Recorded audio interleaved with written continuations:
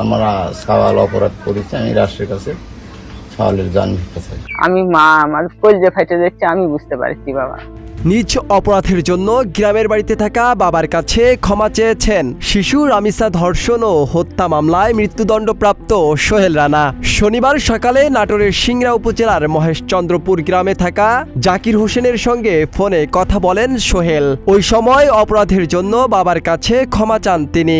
দাদার বাড়িতে থাকা প্রথম স্ত্রীর 10 বছর বয়সী ছেলে মিনহাজের সঙ্গেও প্রায় 3 বছর পর কথা বলেন সোহেল। ফোন আলাপে ছেলের কাছেও ক্ষমা চান মৃত্যুদণ্ডপ্রাপ্ত এ আসামি।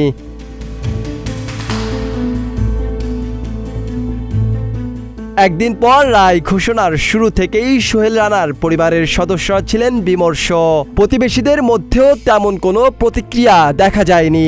তবে রবিবার দুপুরে গ্রামের বাড়িতে গিয়ে দেখা যায় পরিবারের সদস্যরা স্বাভাবিকভাবেই দৈনন্দিন কাজকর্ম চালিয়ে যাচ্ছেন। রায়ের প্রতিক্রিয়ায় সোহেল রানার পরিবারের সদস্যরা জানান, আমার ভাইয়ের ফাঁসি হবে এটা আগেই ধারণা করেছিলাম। আমরা এই রায় মেনে নিয়েছি। আমাদের সামর্থ্য থাকলে আপিল করতাম। আমরা সওয়াল অপরাধ করেছি, আমি রাষ্ট্রের কাছে সওয়ালের জান ভিক্ষা চাই। আপিল চাবো বা চাচ্ছি, আমার তো টাকা পয়সা নাই যে আমি যা আপিল করতে পারবো, কিন্তু এটা বললে কি কোনো ফায়দা হচ্ছে কি? আপিল আমার করার দশা, আমার টাকা পয়সা নাই, কিছু নাই। এখন যদি সরকার খরচপাতি দিয়ে যদি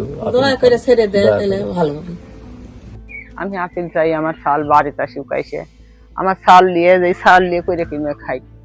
আমার বেটা যদি আল্লাহ হায়াত দারাজ করে আপিল করে যদি ঘুরে আসে, আসুক। আমার তুই আমি তুই করছি, আমার শাল আসবি না আসুক, আমার শাল আসুক। আমি মা আমার কলজে ফাইটে যাচ্ছে, আমি বুঝতে পারছি বাবা।